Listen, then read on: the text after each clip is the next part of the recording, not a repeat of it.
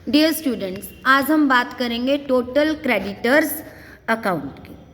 Total creditors account हम क्यों बनाते हैं? एक क्वेश्चन तो यही आ जाता है आपके पास। To find out the missing figure, जो हमने टोटल डेटर्स अकाउंट बनाते हुए भी आपको बताया था। वहाँ पे क्रेडिट सेल कैलकुलेट करने के लिए हम टोटल डेटर अकाउंट बनाते थे, तो यहाँ पे क्रेडिट परचेज, क्योंकि जिन व्यक्तियों से हमने उधार सामान खरीदा है वही हमारे क्रेडिटर होते हैं, एंड दे क्रिएट लाइबिलिटी। तो इनका हमेशा कौन सा बैलेंस होता है? क्रेडिट बैलेंस होता है। इधर हमारा क्रेडिट साइड आपको पता है और इधर हमारा डेबिट साइड है। तो हमेशा सबसे पहले यहाँ पे आएगा आपका by balance BD. Opening balance होता है यहाँ पे। ये क्या है हमारे पास? Opening balance. और इधर सबसे एंड में हमारे पास हो जाएगा टू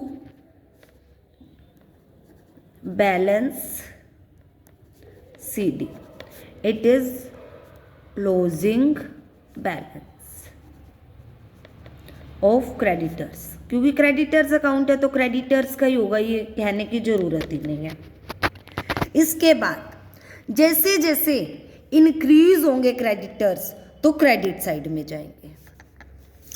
तो ऑल इंक्रीज इन क्रेडिटर्स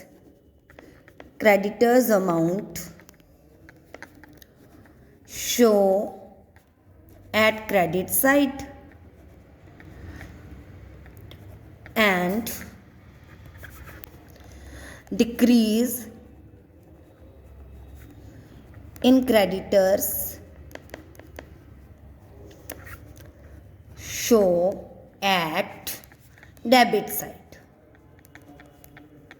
तो इस तरह से हमारा ये अकाउंट्स में एंटर होंगे।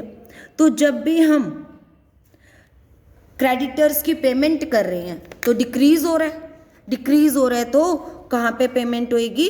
डेबिट साइड पे। To cash paid to creditors.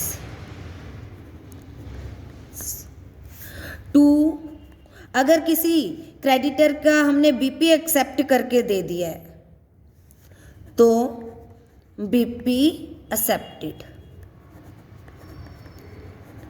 तो जैसे कैश पेड किया था, अगर हमारे पास कोई बीआर था और हमने वो अपने क्रेडिटर को एनरोस कर दिया तो क्रेडिटर्स की वैल्यू कम होगी। हमें किसी से बीआर मिला था, वो हमने एनरोस्ट कर दिया किसको? क्रेडिटर्स को, तो भी क्रेडिटर्स की वैल्यू कम होती गई। तो जब भी वैल्यू कम हो रही है हम डेबिट साइड लिखते जा रहे हैं।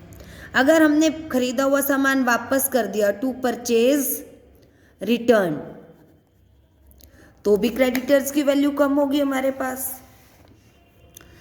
अगर हमें कहीं से कोई डिस्काउंट रिसीव्ड हुआ है तो भी to discount received and at last to balance CD हमारे पास है। और कई बार ये बैलेंसिंग फिगर में भी कैलकुलेट हो सकता है। अब बढ़ती कब है वैल्यू? अगर हमने कोई बीपी था वो डिसोनर हो गया बाय बीपी डिसोनर,